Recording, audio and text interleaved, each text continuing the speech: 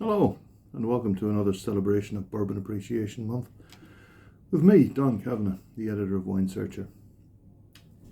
I've mentioned before that I've had a long and very happy relationship with bourbon, and the whiskey we're going to taste today is one of the reasons I started. When I was younger, I was a rock fiend. I loved rock and roll music, I still do. I was a particular fan of the Rolling Stones, and once read an interview with the great Keith Richards, who said in that interview that his favourite bourbon was Four Roses. So I immediately went out and bought a bottle, and I loved it. And I have to say, it's been a while since I've actually had any of it, so I thought we'd bring some in today, and let's see how we get on with it. Now, Four Roses is an interesting bourbon. It has sort of two distinct mash bills. One of them is a more rye heavy mash bill. The other is a more corn heavy mash bill. And they tweak the recipe, the bills for each bottling accordingly.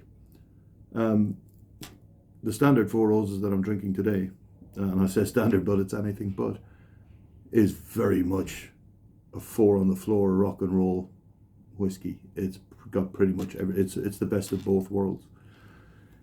So it has some nice, I mean, look at the colour of that. It's beautiful for something that's only about, what, I don't know, 4 years old.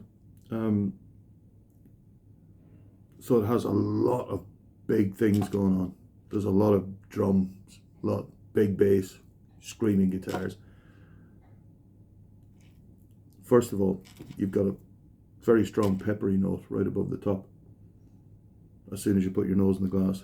That's followed by, well, for me, anyway, deep fruit, so stewed fruits, some citrus, stone fruit, definitely. It's almost a touch of peach to it. And there's lovely floral notes as well, so kind of almost jasmine and magnolia, those sort of heavy, sweetish notes.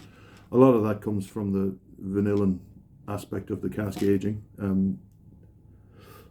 That's quite a spectacular nose. Let's see what it tastes like.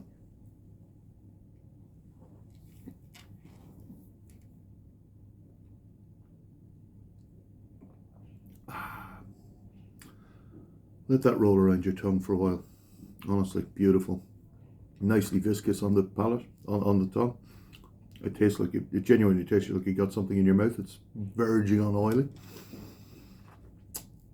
As with the last whiskey we tried, the Basil Hayden's, beautiful integration.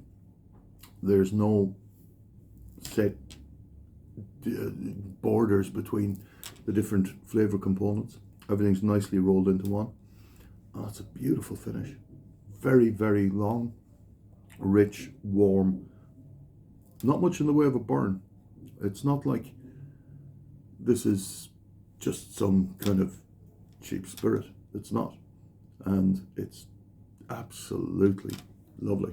I could drink several of these. In fact, maybe I will. We don't know yet, do we? Anyway, happy Bourbon Month.